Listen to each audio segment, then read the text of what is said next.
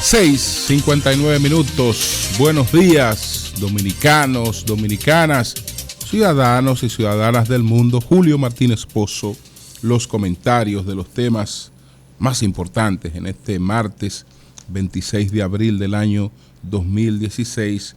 Felicitaciones a todas las secretarias con motivo del Día de las Secretarias. Buenos días a todo el equipo del Sol de la Mañana. Marilena Núñez, Víctor Gómez Casanova, Yolanda Martínez, Oli Matos, Eury Cabral, José La Luz, Melton Pineda, Don Amaury Saibar, el equipo de 5 a 7 de la mañana, el equipo madrugador, Humberto Paniagua, Andrés Martínez, Luis Ramírez, Daris Terrero, en Santiago de los Caballeros, Ramón Paulino, Asilate, la ciudad corazón, Manuel González Manegonte, nuestro catedrático del sector agropecuario, Rafael Díaz, nuestro cronista deportivo, Helen Gil, nuestra productora, Sonia Patiño, nuestra coordinadora, Jova Bernal, y buenos días a todo el equipo de Señales TV. Buenos días a todos y a todas. Son las 7, 1 minuto. El Sol de la Mañana. En primer lugar, lamentar dos acontecimientos. La muerte accidental, pero envuelta en un episodio ahí de delincuencia de la doctora Aida Natalia Matos, envuelta en una situación de delincuencia porque ella le arrebataron su cartera, ella fue víctima de un acto delincuencial en La Vega. Entonces, la doctora, lamentablemente, y el motoconchista, pues siguió sus instrucciones, cometieron el grave error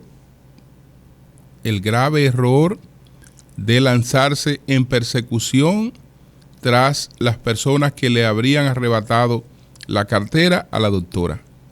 Entonces, el motoconchista con el que ella estaba, pues en el motor en el que ella iba, se accidentó y ella murió en el hospital de las Fuerzas Armadas, producto de los traumas que recibió en ese accidente cuando perseguían a los individuos que le habían arrebatado su cartera. Señores, uno sabe la situación de impotencia que vive una persona cuando es objeto de un atraco, pero la respuesta, indiscutiblemente, que no puede ser esa. ¿Por qué? Porque si ella no muere en el accidente, la matan los que le robaron la cartera, la matan o la golpean o le entran a palo, cualquier cosa. Entonces, o la dejan con una lesión permanente o lo que fuera. Es decir, cómo ella iba a estar en capacidad de dar respuesta a quienes pues la atracaron. Lamentablemente murió esta joven profesional, 38 años tenía la doctora Aida Natalia Matos. Ella creo que era especialista en radiología.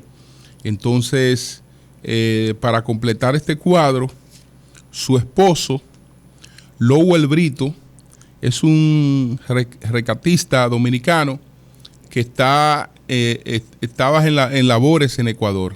Formó parte de la Brigada de Rescate Dominicano que fue a auxiliar al Ecuador con motivo de esta tragedia.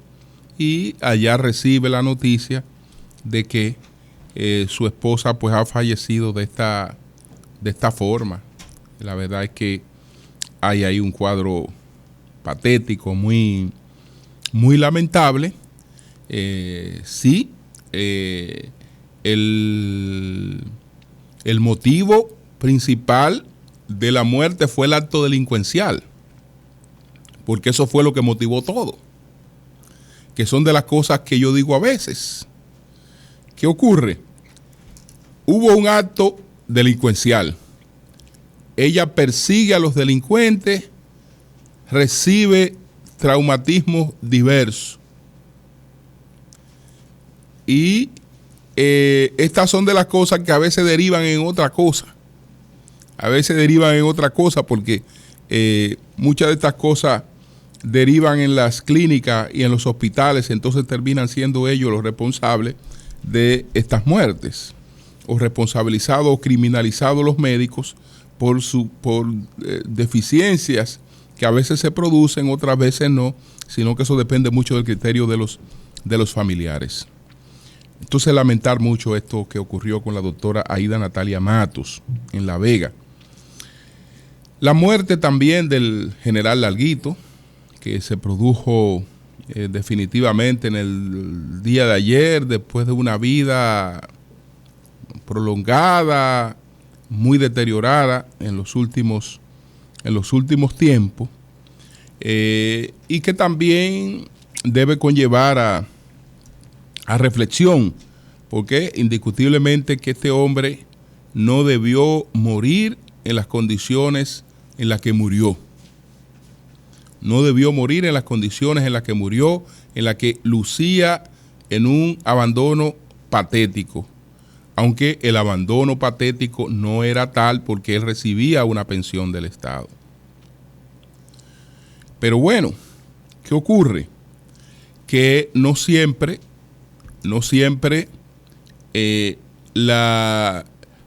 hay dos cualidades que no se juntan siempre, ¿no verdad?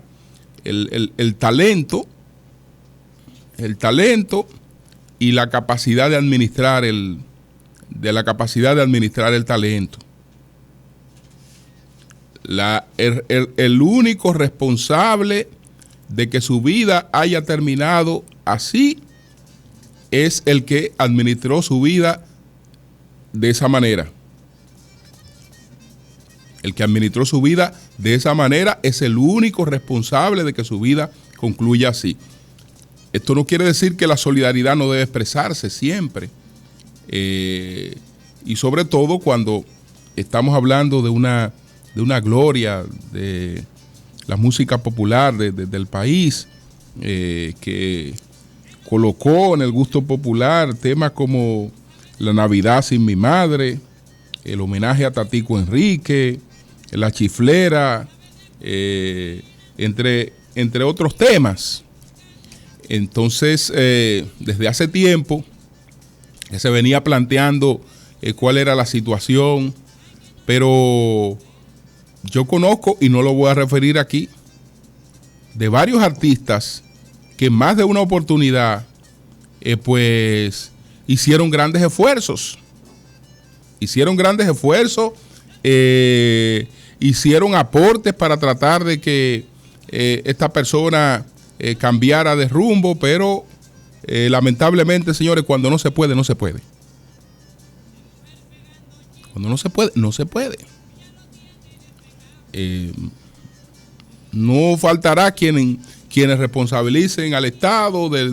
No. El Estado no puede ser responsable de que usted haya tenido talento y la posibilidad de tener una vida distinta a la de muchas personas con el oficio que usted ejerció, con los éxitos que usted alcanzó, aunque ya estamos hablando de una etapa distinta, ¿no? Estamos hablando de una etapa distinta, pero aún así, señores, mañana el Estado no puede ser responsable de que a unos peloteros que andan por ahí, que ganaron millones de dólares, que hoy andan por ahí en la quiebra. Bueno, que es una potencia deportiva, mira cómo mueren sus glorias. Bueno, las glorias también tienen que aprovechar el talento que la vida da y saber que las cosas hay que administrarlas. Así que es una lástima que terminara de esta manera la vida de este hombre. Son las 7:09. El sol de la mañana. El sol de la mañana. Bueno, voy a hablar de la exposición que hizo anoche Luis Abinader. Primero, ¿qué fue lo que él hizo anoche? Ustedes recuerdan que había un tiempo contratado con Telesistema y el Canal 11, que fue el famoso tiempo que se pretendía emplear en un video difamatorio, calumnioso, que quienes lo prepararon no se atreverían a venir a este programa o ir a cualquier otro programa y sustentar ellos de manera directa esas acusaciones. Ellos pueden hacer planteamientos genéricos, como lo que hizo Luis en el día de ayer, decir que todos los funcionarios son corruptos o lo que fuere, es un planteamiento genérico. Eso es una cosa genérica que podrá ser injusta, pero no hay manera de que por eso a nadie lo encaucen. A usted lo encausan cuando usted hace alusiones directas. Pues eso que ustedes planteaban ahí de las plantas a carbón, perfecto, vengan, plantéenlo y expliquen cómo fue que se hizo esa operación corrupta que está ahí. No, ahí no. Entonces, ese tiempo era el tiempo del video que no se difundió. Y entonces ahora Luis Abinader lo aprovechó para un mensaje que no es otra cosa que una prueba de vida. Porque el mensaje estaba dirigido fundamentalmente a contener lo que él llamó todo tipo de rumores en contra de la solidez de su candidatura. Es decir, que ante el hecho de que se está planteando que hay un descalabro, donde hay quienes se han atrevido a difundir la versión de que supuestamente esa candidatura estaría considerando el retiro. A esos rumores es que se refiere Luis Abinader ante la aparición de Gallup en el día de ayer con datos que son estremecedores. Había la necesidad de una prueba de vida. No, esta candidatura está viva. Esta candidatura está viva y está activa. Y hay que evitar una mayor descomposición. Por eso, aquella alusión dramática, si algo dibuja, pues, ¿cuál era el mensaje de esa aparición? Fue la conclusión de ese mensaje. El mensaje patético de Sánchez Ramírez.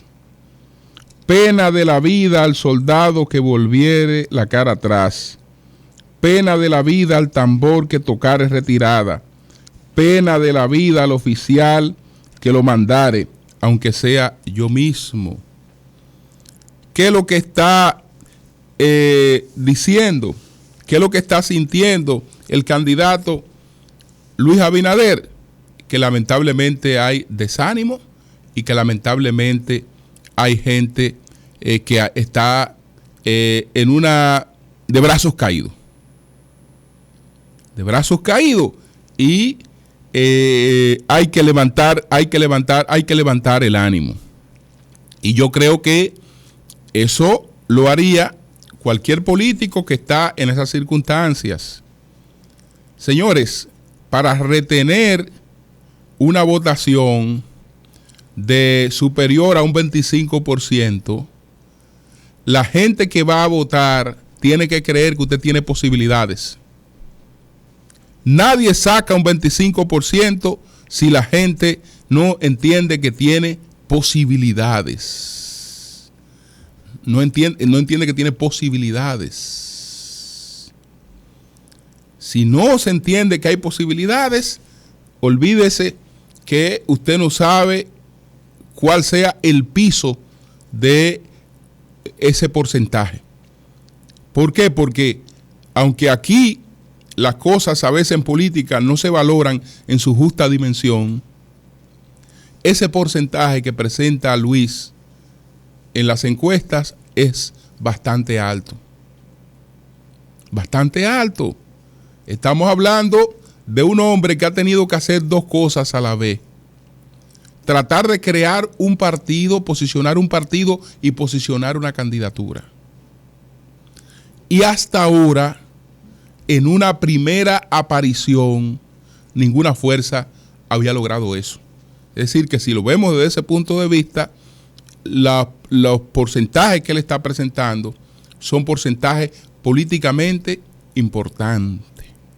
Ahora, si lo que estamos pensando es en la presidencia de la República, en las senadurías, en las alcaldías, etcétera, etcétera, bueno, esta no es la batalla. Esa no es la batalla. No, esa no es la batalla. Esa no es la batalla. Entonces, desde el punto de vista de la necesidad de una motivación, de hacer sentir que la candidatura vive, perfecto. El mensaje, yo creo que por ahí tenía sentido. En el fondo, vemos repeticiones de una serie de planteamientos. Y tampoco que se repitan planteamientos es malo en una campaña, porque una campaña no es otra cosa que elaborar algunas ideas básicas y repetirlas 80,000 veces. Esa es una campaña. Ahora, esas ideas básicas tienen que tener concreción. Tienen que tener concreción porque de lo contrario no surten ningún efecto. Luis Abinader insiste en que el gobierno tiene planes de incrementar los impuestos y que esto se debe al alto costo de la reelección. Una reelección que por otra parte ha tomado una serie de medidas que incluso han ocasionado serios problemas a algunas actividades económicas para justamente evitar ese tipo de cosas. Pero bueno, él insiste en el tema de que se prepara una reforma que se va a hablar de elevar impuestos. Él no va a elevar impuestos. Él no va a tomar préstamos. Sin embargo, él que ni va a elevar impuestos, ni va a tomar préstamos, va a ser el doble de todo lo que Danilo está prometiendo. El doble de todo lo que Danilo está prometiendo, él lo va a hacer, pero él no va a tomar préstamos y él no va a elevar impuestos. Y yo me pregunto, ¿tendrá la maquinita de 10? Él tendrá la maquinita de 10 porque hay la doctrina financiera del Estado tiene 4 formas de financiamiento. Usted puede hablar todo lo que usted hable y eso concluye en 4 formas de financiamiento. O usted va a crear impuestos adicionales, porque el que está prometiendo cosas adicionales y duplicar cosas es usted. Entonces, ¿cómo usted lo va a hacer? O usted va a crear impuestos, o usted va a realizar venta de bienes y servicios públicos, o usted va a hacer colocación de bonos, o usted va a ir a buscar préstamos multilaterales, porque nada lo regalan. Usted no me puede decir a mí que todo lo que usted está ofertando, usted lo va a ofertar con el ahorro interno, con el dinero que se roban, supuestamente. Con eso usted va a financiar todo lo que usted está planteando. Pues usted no va a hacer nada. Usted no va a hacer nada. Usted no va a hacer nada porque en una de esas 4 cosas usted tiene que basarse. Entonces, como ya usted me ha dicho que no va a aumentar impuestos, ¿qué es lo que usted va a vender del Estado? ¿Qué es lo que va a vender? Porque tampoco va a coger préstamos. Entonces, ¿qué es lo que va a vender? Y no va a colocar bonos tampoco. No va a colocar bonos. Es decir que yo no sé en base a qué usted está hablando de cómo es que va a financiar cosas que van a costar el doble de lo que se invierte en estos momentos. En alguna oportunidad, incluso hay pendiente un pacto fiscal. La sociedad dominicana tendrá que detenerse, ver cuáles son sus aspiraciones, cuáles son sus cuestiones básicas, cuál es el costo de eso, y la sociedad tendrá que discutir de manera consensuada qué salida le busca a eso, con el gobierno a la cabeza. Pero si estamos hablando de administración, y estamos hablando de administración responsable, todo lo que usted planifique y todo lo que usted hable tiene un costo. Tiene un costo. Y ese costo hay que identificarlo, porque si no usted está hablando tonterías. Tonterías. La otra parte, que es la propuesta de un gobierno de unidad nacional, qué bien. Eso lo requiere el país. Pero para gobierno de unidad nacional, que por cierto, es lo mismo que está planteando Danilo Medina. Es lo mismo que está planteando Danilo Medina y Miguel Vargas. Lo mismo. Pero para eso usted tiene que tener un discurso que propicie un gobierno de unidad nacional. Usted acusando de ladrón a todos los funcionarios del gobierno, del principal partido del país, usted no va a propiciar un gobierno de unidad nacional, porque nadie va a consensuar con una persona que lo irrespete o que lo considere un ladrón. Es decir que propuesta de gobierno de unidad nacional conlleva también discurso que cree la base para poder el ambiente, ¿no? para poder consensuar. Y ese ambiente no puede ser el de la base de que todo el mundo es un ladrón, que todo el que pasa por la administración del Estado es un ladrón. ¿Por qué? Porque, miren, a veces lo que pasa es que los políticos y hasta nosotros mismos los comunicadores no nos detenemos mucho a pensar en nuestra propia historia. Nuestra propia historia, y muchas veces la gente cree que viene de Marte o viene de la Luna. Luis Abinader dice que la diferencia entre él y los PLDistas es que él ha llegado a la política por vocación, no por necesidad. Es decir, ellos llegaron a robar. Ellos llegan a la política porque tienen hambre. Él viene a la política sin hambre. Por lo tanto, él no viene a robar. Él no tiene necesidad de la política. Yo nunca había escuchado un razonamiento más equivocado. Nunca había escuchado un razonamiento más equivocado. Primero, porque en su propia historia está el servicio público. Está el servicio público. Y yo no creo, nunca he creído, que todo el que pasa por el Estado es un ladrón. Nunca lo he creído.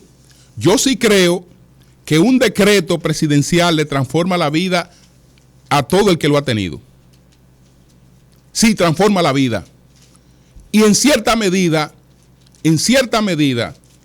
aquí hay muchas fortunas que son el producto de esa transformación de la vida. Es decir, que son el producto de una combinación de la vida pública con la actividad privada. Y ese es el caso de su familia. Ese es el caso de su familia. La fortuna a la que él se refiere, de cientos de millones de dólares que ha dicho, de lo que en algún momento sería heredero junto con sus hermanos, la forja un hombre que ha estado en la vida pública, ha estado en el servicio público y ha estado en la actividad privada. En las dos cosas. No es propiamente un empresario privado, una persona de iniciativas privadas que toda la vida se ha desempeñado en el sector privado. No, hay una combinación de los dos factores. Hermano, y aquí y en todas partes del mundo, una cosa empuja a la otra.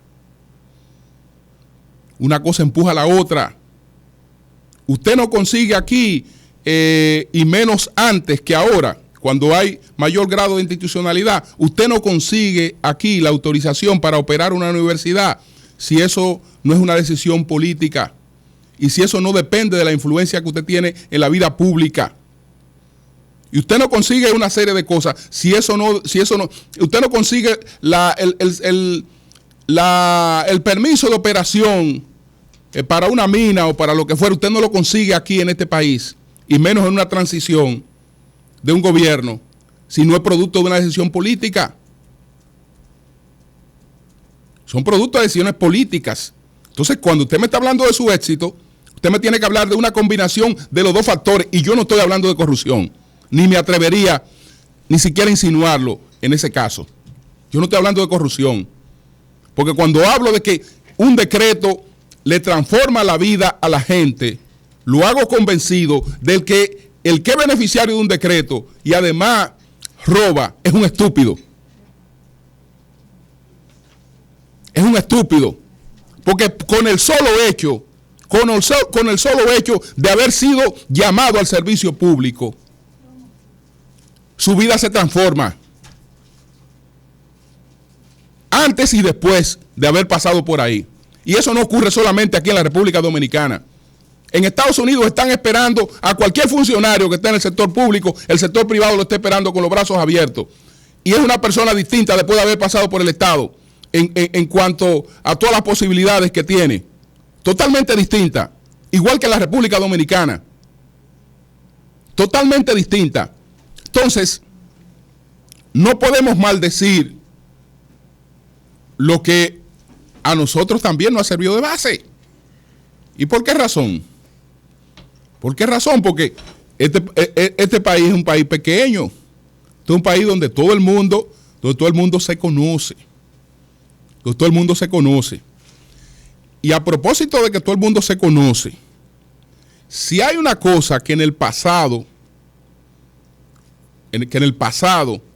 me llevó a suscribir a Danilo Medina como un líder político que había que apoyar, fue justamente su paso por la administración pública.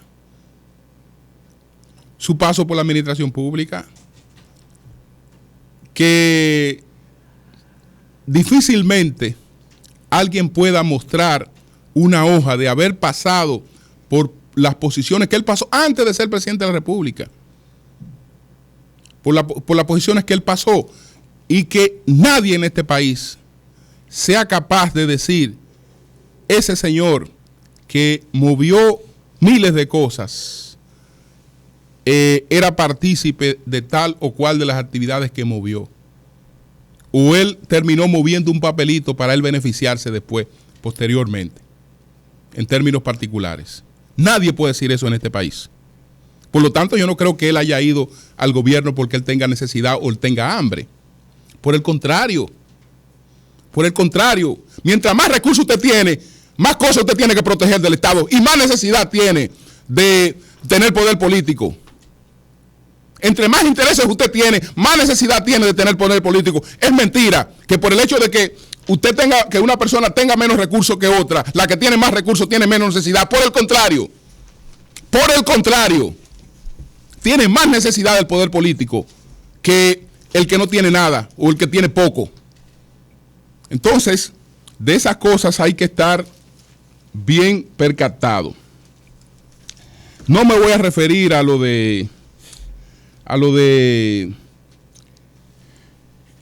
el presidente de la Junta, el embajador, porque esos temas ustedes saben que en el momento preciso solo lo dilucidamos ampliamente aquí. Son cosas ya que incluso hoy están en otra etapa. Esa cosa en el momento preciso la tratamos